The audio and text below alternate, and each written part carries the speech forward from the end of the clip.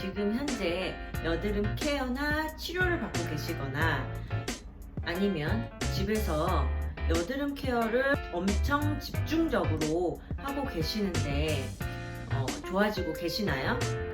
물론 좋아졌다면 정말 좋은 소식인데 간혹 더 심해진다거나 갑자기 다시 나빠진다거나 하신 분들도 많을 거라고 생각이 듭니다.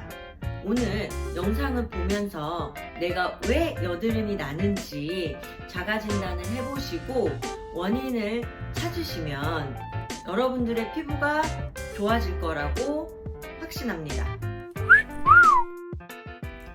안녕하세요. 말빨 없는 피부에 미친 언니 배소영입니다. 지난번에는 여드름이 만들어지는 과정에 대해서 말씀을 드렸는데요. 오늘은 여드름에 관한 그 두 번째 이야기로 여드름이 나는 이유, 발생 이유에 대해서 딥하게 얘기해 볼게요. 잘 집중하고 들어주세요. 여드름의 발생 이유 중 가장 큰 원인은 정말 안타깝게도 70~80%가 유전이라고 해요. 유전이신 분들은 다른 분들에 비해 모공 속 각질이 20배 정도 빠르게 만들어지고 분해가 되질 않아서 모공 속의 각질이 과하게 쌓여요. 이 패턴 자체가 유전 중에 하나인 거거든요. 다시 한번 강조하지만 각질이 모공 입구를 막으면 그 안에 피지가 보인다고 말씀드렸잖아요. 부모님 중에 여드름이 나셨었는지를 꼭 여쭤보시고 만약 그렇다라고 하시면 수분을 잘 공급해서 각질 분해를 쉽게 해주셔야 하고요. 자극 없이 각질 분해를 도와주는 화장품을 찾아서 사용을 해주셔야 해요. 유전으로 올라오는 여드름은 정말로 수분 관리가 엄청 중요해요. 그래서 수분 보습을 이용한 각질 관리 잊지 말고 꼭 해주세요. 그리고 여드름이 발생하는 이유 그 두 번째는 바로 호르몬인데요.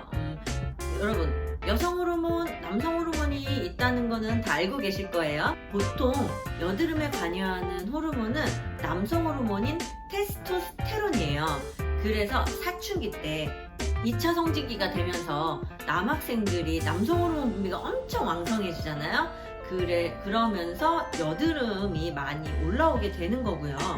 성인 여드름은 스트레스로 올라오는 경우가 훨씬 많은데요. 보통 여성분들이 남성분들보다 성인 여드름이 훨씬 많잖아요. 그 이유가 여성분들이 남성분들보다 스트레스를 버티는 힘이 훨씬 약하다고 해요. 스트레스를 받으면 스트레스를 분해하는 호르몬이 나오거든요. 근데 하필 이때 남성 호르몬이 같이 나와요. 여성분들도 아주 적은 양의 남성 호르몬이 있다는 건 다 알고 계시죠? 그래서 이 남성 호르몬이 피지선을 자극해서 피지 분비가 원래 나와야 할 양보다 좀 더 많이 분비가 되는 거죠. 그리고 또 여성분들 같은 경우에는 마법하기 일주일 전에 여드름 엄청 많이 올라오잖아요. 그 또한 호르몬 변화에 의한 여드름이거든요. 이 부분은 나중에 다시 자세히 말씀을 드릴게요. 보통 우리가 여드름 나신 분들한테는 스트레스 받지 마세요 이렇게 많이 말씀을 드리거든요. 근데 현대 사회에서 어떻게 스트레스를 안 받고 살죠? 성격을 완전 제조할 수도 없고, 그래서 스트레스로 오는 여드름을 조금 가라앉히기 위해서는 피지선이 자극됐으니까 피지 분비 조절을 해줄 수 있는 화장품을 사용을 해주시고요. 보통 스트레스가 좀 많으신 분들 같은 경우엔 열감이 좀 있더라고요, 얼굴에. 그래서 이 열감을 좀 내려줄 수 있는 해열작용이 있는 화장품을 사용하시기를 추천드려요. 여드름이 나는 원인 중에 하나가 식습관이에요. 제가 낮에 드시는 걸로 말씀드리기보다는 야식과 폭식에 대해서 말씀을 드릴게요. 야식과 폭식은 기본적으로 피지 분비를 촉진하고 아무래도 밤에 드시고 아니면 많은 양을 드셨을 때 소화되지 못한 음식물이 위에 남으면서 이 안에서 가스와 열이 생기게 돼요. 그 열이 얼굴로 올라와서 모공 속의 여드름균을 활성화시키게 돼요. 내가 여드름이 있다 하신 분들 야식 드시는 횟수를 꼭 줄여주시고요. 폭식 말고 규칙적인 식사 습관으로 바꿔주셨으면 좋겠어요. 건강을 위해서라도 꼭 지켜주시면 좋겠죠? 이런 분들 같은 경우에는 피부에 열이 좀 많다 보니 꼭 이 피부 온도를 낮춰주는 홈케어법을 사용해 보시면 좋을 것 같고요. 활성화된 여드름균을 없애기 위해서 항염, 항균 화장품을 사용해 주시길 추천드려요. 여드름이 나는 원인에 우리와 밀접한 관계가 있는 생활 습관이에요. 오늘의 키포인트가 바로 이 생활 습관이 아닐까 싶은데, 솔직히 유전을 바꿀 수도 없고 호르몬 분비를 내 맘대로 조절할 수도 없어요. 하지만 생활 습관은 노력하면 바꿀 수 있다고 생각하거든요. 생활 습관만 바꾸셔도 여드름이 날 수 있는 확률은 확 줄어듭니다. 그 중에 제일 먼저 빠르게 바꾸셔야 할 부분이 바로 잘못된 세안 습관이에요. 여드름 난 분들 보면 세안을 진짜 열심히 하세요. 난 세안을 깨끗하게 너무 잘하고 있어 라고 다들 생각하실 거예요. 근데 너무 깨끗하게 하려고 하는 클렌징 습관이 피부한테는 자극이에요. 그리고 클렌징 폼, 클렌징 워터, 클렌징 티슈, 이런 제품이 아주 간편하기는 하지만 피부에는 제일 자극이 많이 가는 세안제거든요. 피부에 클렌징은 정말 화장이 아주 두껍지 않은 이상 딱 2개면 돼요.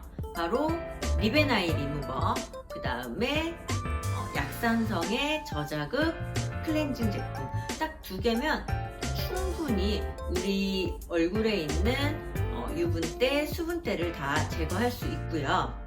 보통 많은 분들이 아무리 깨끗이 닦아도 스킨으로 닦으면 계속 묻어나던데요? 라고 진짜 많이 말씀하시는데 여러분도 그 얘기에 공감하실 거예요. 근데 스킨 기능 중에 하나가 클렌징 후 남아있는 잔여물을 닦아내는 역할이 있어요. 그래서 만약에 스킨 정리 한번 했는데 많이 묻어나왔다 하면 스킨 정리를 차라리 한 번 더 해주세요. 정말로 올바른 클렌징, 올바른 세안법만 잘 해주셔도 여드름은 확 줄게 돼 있어요. 또 한 가지 중요한 포인트, 바로 수면 습관입니다. 여러분들 아마 느끼실 건데 잠 못 잤나 그날 유독 피부가 엄청 칙칙해 보이고, 그리고 피지도 더 많이 돌아요. 그렇지 않나요? 왜냐하면 잠을 못 자게 되면 피지선 자체가 왕성히 활동을 하게 됩니다.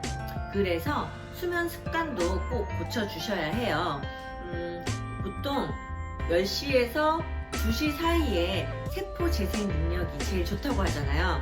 이때 꼭 자라고. 그래서 근데 현대인들이 12시 전에 잠자리에 드는 게 어디 쉽나요? 그래서 저는 수면 시간보다 수면의 질에 대해서 말씀드리고 싶어요. 실은 수면은 양보다 질이 더 중요하거든요. 수면의 질을 높이기 위한 몇 가지 방법을 제가 말씀드려 볼 테니까 이 중에서 나한테 맞는 게 뭔지를 체킹을 해보시면 좋을 것 같아요. 일단 암막 커튼, 화이트 노이즈, 조명 없는 깜깜한 방, 딥슬립 아로마를 이용하실 수도 있고요. 목의 높이, 목 높이에 맞는 편안한 베개, 안대 혹은 귀마개 같은 거를 착용을 하셔서 수면의 질을 높여보시면 여드름이 날 확률이 역시 또 줍니다. 이제 마지막으로 제가 이거는 꼭 여러분한테 제발 부탁드리는 건데요. 여드름은 제발 절대 짜지 마세요. 여러분이 짜면 흉터 자국이 남아서 그거 재생하는데 더 시간이 오래 걸리거든요. 압출 전문가인 저도 제 여드름은 못 잡니다. 저도 여드름이 났을 때 한 30대 여드름 났을 때 저도 막 짰어요. 제가 제 여드름을. 근데 아직도 흉터가 남아있어요. 그러니까 제발 여드름을 짜지 말아주세요. 물론 거울을 보다 보면 짜고 싶은 욕구가 막 샘솟는 거 알아요. 그리고 왠지 그냥 이렇게 좀만 건드리면 툭 하고 나올 것 같아서 만지는 것도 이해해요. 하지만 결국 실패하는 경우가 더 많잖아요. 거울 보면 스트레스 받으니까 그냥 거울을 보지 마세요. 정말 거울 보는 횟수만 줄여도 여드름 흉터 충분히 줄일 수 있거든요. 압출은 저 같은 전문가에게 받으시고요. 집에서는 올바른 세안 습관, 그 다음에 수면의 질을 높이고 야식과 폭식은 횟수를 조금씩 줄여나가 보시면서 좋을 것 같고요.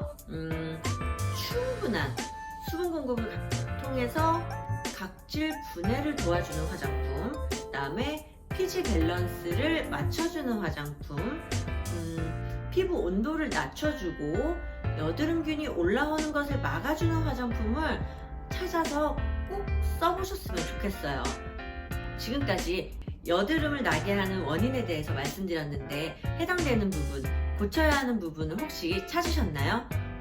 찾으셨다면 오늘부터 한번 실천해 보시는 건 어떨까요? 여러분의 여드름이 사라질 때까지 힘차게 응원하겠습니다.